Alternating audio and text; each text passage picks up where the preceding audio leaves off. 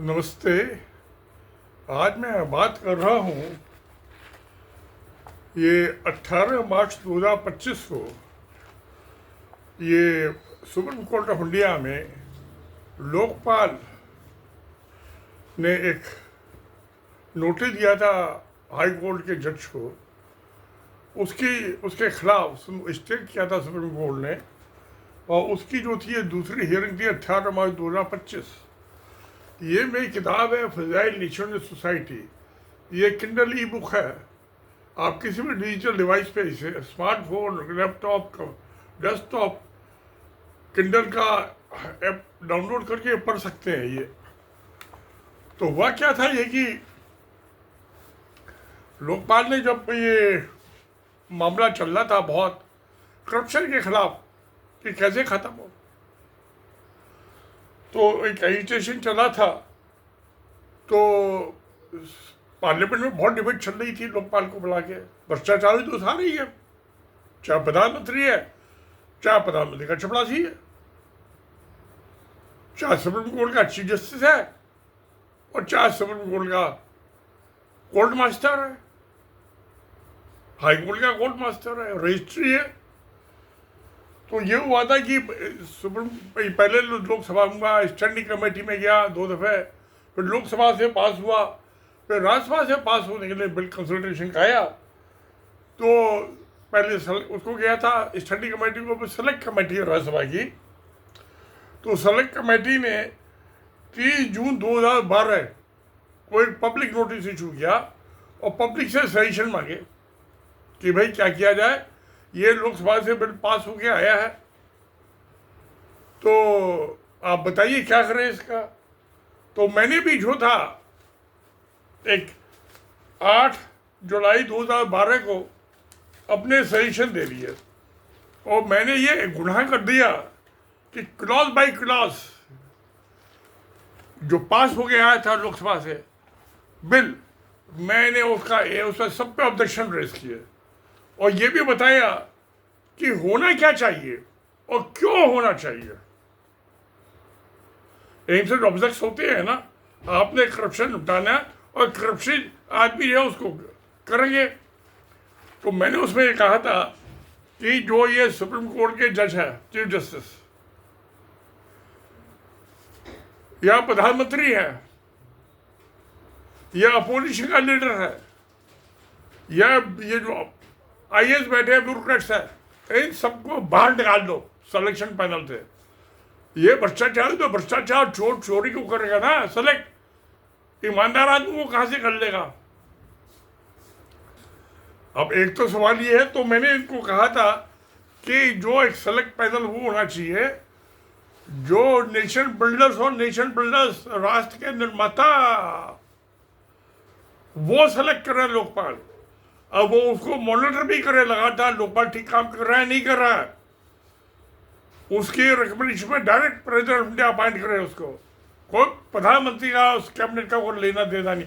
ये तो खुद 2 नंबर के चोरी के पैसे से, भ्रष्टाचार के पैसे इलेक्शन जीत के आए हैं, और जिन्होंने पैसे दिए उनकी ये भलाई करते हैं। आपकी मेरी थोड़ा भलाई करेगा प्रधानमंत्री। तो मैंने कहा था कि सेलेक्ट पैनल क्या होना चाहिए, तो ये थी इसकी क्लास 4(1)A। तो मैं कहा था इसमें जो है chairperson and member shall be appointed by the president after operating the recommendation of the selection committee. Selection committee कौन सी होगी? Leader of the majority party group in Lok Sabha, leader of opposition Lok Sabha, president C, A leader of majority party, B A leader of opposition, C president of the bar council of India. 1, 2 institution chartered accountants of India, institution company secretaries of India, institution of electronics India, institution engineers, institutional surveyors, Medical Council of India, Institute of Valuers, and Indian Science Congress. Explanation note दिया था मैंने, chairmanship of the selection committee shall rotate among its members except leader of majority party and leader of opposition in Lok Sabha.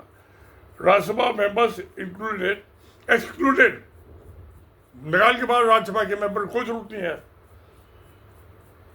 क्योंकि ये public ने इनको directly elect नहीं किया है। तो ये सब पैसे देने के इलेक्ट होते हैं। तो एक तो मैंने कहा था इसके पीछे। अब उसके बाद मैं आगे चला। To start with, chairman shall be the president of the bar council of India. C2, the composition selection committee essential to depoliticize and depoliticize it to ensure independence of the Lokpal, to broaden its base amongst the people of India and prevent undue interest, influence, inducement. This shall also ensure democratic public participation of nation builders. 3.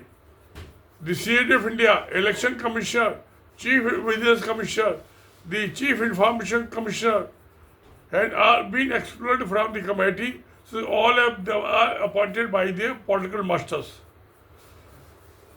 to their present office, post retirement. Retirement की बात करते हैं। Likewise, the chairperson of the Lokpal shall be the among the judges of the Supreme Court of India. Therefore, membership of the selection committee may get influenced and vitiated in its recommendation if Chief Justice of India is not excluded from the committee. मतलब कौन Chief Justice हो? Alternate, in case opposite selection is not acceptable, then the Lokpal and members may be appointed by the President of India as appointment of Supreme Court judges under Article 124 sub Article 2 of the Constitution of India. तो मेरा कहना ये था कि जनता इसको, लोकपाल को, और जो लोकपाल का पैनल है, सुप्रीम कोर्ट के जज भी यही इलेक्ट करे पैनल, हाई कोर्ट के जज भी यही पैनल इलेक्ट करे, लोकल भी यही पैनल इलेक्ट करे। ये अभी जो है जज कॉन्स्टिट्यूशन का, कौन सा कॉन्स्टिट्यूशन, काय का कॉन्स्टिट्यूशन? सुप्रीम कोर्ट ने जो कॉलेजियम बनाया उसमें जो है कॉन्स्टिट्यूशन इंडिया में प्रोवाइडेड है, प्रिस्क्राइब्ड है कि कैसे सुप्रीम कोर्ट के, हाई कोर्ट के जजेस जो है सिलेक्शन किया जाएगा, अपॉइंटमेंट किया जाएगा, और अगर वो ठीक काम नहीं करते बच्चा तो उनका इम्पीचमेंट का भी है उसमें प्रोविजन। इम्पीचमेंट उसमें पार्लियामेंट आ जाती है। अब ये पार्लियामेंट के आदमी भ्रष्टाचारी, तो वो भ्रष्टाचारी के खिलाफ कैसा एक्शन लेंगे, उसको कैसे डिसिप्लिन करेंगे? सब रिश्वत के पैसे से, 2 नंबर के पैसे इलेक्शन जीत के आते हैं। अगर जो सही इलेक्शन आपको डेमोक्रेसी एस्टेब्लिश करनी है, तो जो नेशन बिल्डर्स हैं, जिनको भगवान भी अपना भाई मानता है, तो भगवान ने तो सृष्टि बनाई, सिविलाइजेशन इंजीनियर्स ने बनाई है। तो ये मंदिर, मस्जिद, गुरुद्वारे, चर्च, ये सारे इंजीनियर्स ने बनाए, भगवान ने थोड़ा बनाए हैं। हम इंजीनियर्स ने बनाए, नहर बनाई है, कैनाल्स बनाई हैं, डैम बनाए हैं, इंटरनेट बनाया है, मोबाइल, सारे इंजीनियर्स की करामात है ना। तो ये इलेक्ट करेंगे, ये चुनेंगे कि कौन होगा लोकपाल। मत झाक के 3 बात, कुत्ते की तुम टेढ़ी की टेढ़ी। ये भ्रष्टाचारी कैसे मान जाएगी मेरी सलाह? तो सत्यव्रत चतुर्वेदी होते थे 5 सभा के और राज्यसभा के मेंबर, जो चेयरमैन थे, उन्होंने मुझे लंच के टाइम कहा, जब खाना खा रहे थे, अग्रवाल मैंने आपका पूरा पढ़ा है, आपने बहुत अच्छा बनाया है, मगर I have been assigned a job, मैं वही रिकमेंड करूँगा जो लोकसभा से पास आया। मैं कहता दैट इज योर ऑप्शन। उससे करप्शन खत्म नहीं होगा, करप्शन बढ़ेगा। एक और एजेंसी आप करप्शन की पैदा कर रहे हो। अभी जब हाई कोर्ट के जज को कहा, अभी एक हाई कोर्ट के जज के घर में शॉर्ट सर्किट से आग लग गई। जो आग बुझाने वाले पहुंचे वहाँ, तो पायल से करेंसी नोट, गट्ठर के गट्ठर करेंसी नोट के हाईकोर्ट के जज के घर में। अभी मैं कल ही पढ़ रहा था न्यूज़पेपर में। तो आप क्या समझते हैं? जनता को बेवकूफ बना रखा है। अब लड़ रहे हैं क्योंकि वो कहते हैं इंडिपेंडेंस ऑफ कॉन्स्टिट्यूशन। अरे कौन सी इंडिपेंडेंस चाहिए? भ्रष्टाचार के लिए तुम्हारे खिलाफ कोई एक्शन नहीं हो। और जब उसमें मैंडेटेड है कॉन्स्टिट्यूशन इंडिया में कि हाई कोर्ट के और सुप्रीम कोर्ट के जज कैसे अपॉइंट होंगे, किस किस रिकमेंडेशन में होंगे, उनके खिलाफ इम्पीचमेंट होगा, तो तुमने तो कॉन्स्टिट्यूशन की अपना भी हत्या कर दी है। कॉलेजियम क्यों बनाया है? जज जो जज को सेलेक्ट कर रहा है।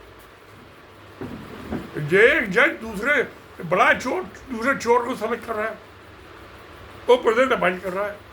तो ये पार्लियामेंट ने एक पास भी किया था बना के, उसको उन्होंने कैश कर दिया। तो भाई कुछ इंडिपेंडेंस आना जजेस के सिलेक्शन में। तू मेरी के मुंह में लड्डू दे, मैं तेरे मुंह में लड्डू दूं। तू मेरी बीबी को गाल चला, मैं तेरी बीबी के गाल चलाऊं। ये क्या हो रहा है? तो ये जो है, अब जो ये 18 मार्च को हुई है, वो जज तो बहुत मार रहा है जो भ्रष्टाचारी है। और सुप्रीम कोर्ट से कोई मानदार बने, डिस्ट्रिक्ट कोर्ट में 80-85% जज भ्रष्टाचारी हैं और क्रिमिनल भी हैं। ये जब इनकी पार्टियां होती है प्राइवेट में, सब हिंदू का खाना खाते, सारे हिंदू ही है। ये भ्रष्ट है और क्रिमिनल भी है, सांप्रदायिक भी है इनका माइंडसेट। मैं बात बार बार कह रहा हूँ, चाहे डिस्ट्रिक्ट कोर्ट के जज हो, चाहे हाई कोर्ट के जज हो, चाहे सुप्रीम कोर्ट के जज हो। क्योंकि सुप्रीम कोर्ट के जज ओपिनियनली कह रहे हैं और रिटायरमेंट की बात कहते हैं, जब सीट पे बैठे तब नहीं कहते। अच्छा, ये दुनिया हो रही है, भ्रष्टाचार का नंगा नाच हो रहा है। एक बेईमान दूसरों को बेईमान को बचाने में लग रहा है, एक चोर दूसरे चोर को बचाने में लग रहा है। तो मुझे तो समझ में नहीं आ रही बात। मैं इनको इतना अच्छा सजेशन दिया था भाई, और जो इंडिपेंडेंट जज और 2-4 बैठा लो, उसमें है क्या दिक्कत?